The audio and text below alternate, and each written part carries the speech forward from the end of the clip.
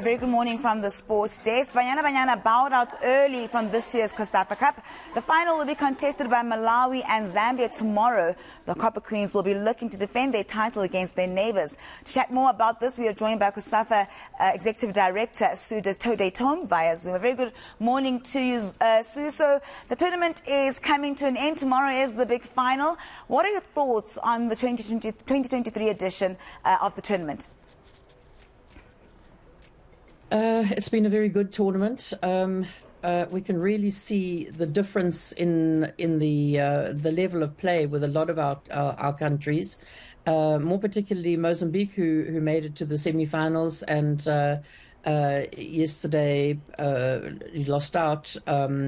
But we'll be playing in the third, fourth classification match. So a huge difference, with that particular country.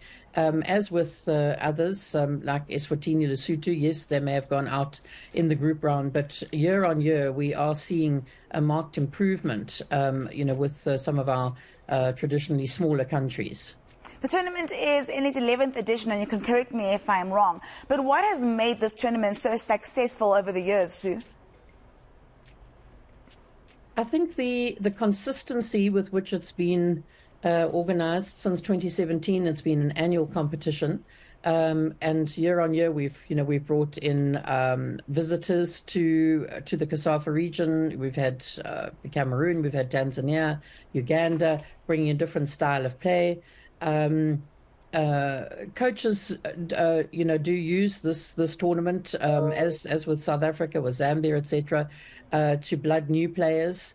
So generally, I think it's taken seriously by all of our countries, and that has added to the success. Of course, having partners, it's very important to have sustainable partners in any tournament, because that obviously gives the funding that is required.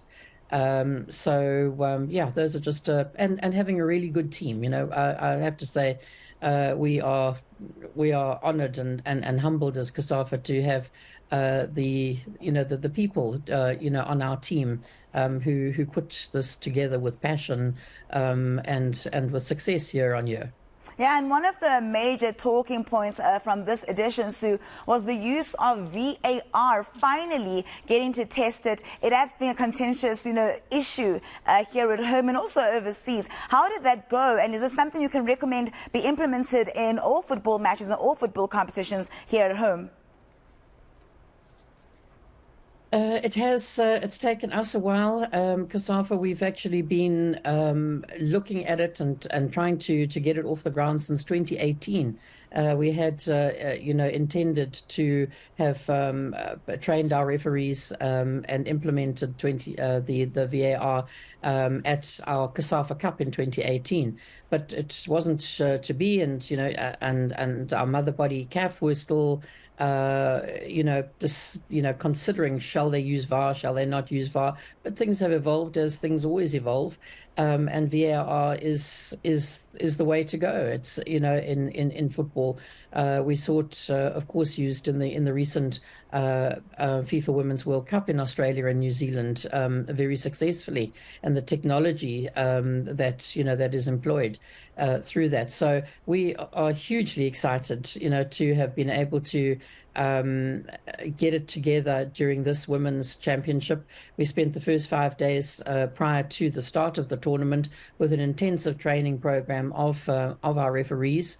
We brought in, all of our female referees, as well as a couple of imports who are already licensed, because it's about training, getting up the hours, and licensing and registering one's referees as VAR or AVAR, assistant VAR. It's been, I think, a big feather in our cap. And yesterday, semi-final and tomorrow during the final is live. So we've been doing offline during the group round, and then yesterday we went live, and tomorrow also will be live VAR. So the big final tomorrow, Zambia up against Malawi. Zambia are the defending champions. What can fans expect from that encounter? Well, the nickname of the Malawi team are the Scorchers. Their male counterparts are the Flames, and I think that in the second half of yesterday's game, Malawi certainly switched on their blowtorches and was scorching in the second half. So I think one can expect a little heat between Malawi and their immediate neighbors, Zambia, who always put up a good performance. And then just lastly from me, just from a fan's perspective, what do they need to do? How do they get to the stadium? Will it be broadcast anywhere? What do just fans need to know? Yes, so we will be back at the Lucas Moripe Stadium in Atteridgeville tomorrow. Tickets are available from the Atteridgeville Plaza, free of charge, but you must have a ticket to come in. So pick up their tickets from the Atteridgeville Plaza today and tomorrow. The matches will be televised on SuperSport as well as on SABC's Sport Channel, and we are also on the FIFA Plus, which is the global online platform. So good coverage all round, of tomorrow's matches. But for those of the fans who are in the area or near the area, come to the Lucas Moripe Stadium and catch us in person. Yeah, let's all go to the Lucas Masterpieces Moripe Stadium tomorrow. Thank you so much for your time, Sue. Looking forward to a mouth-watering final tomorrow in Pretoria. Thank you so much for your time. That was Cosafa Executive Director Sue Destombes.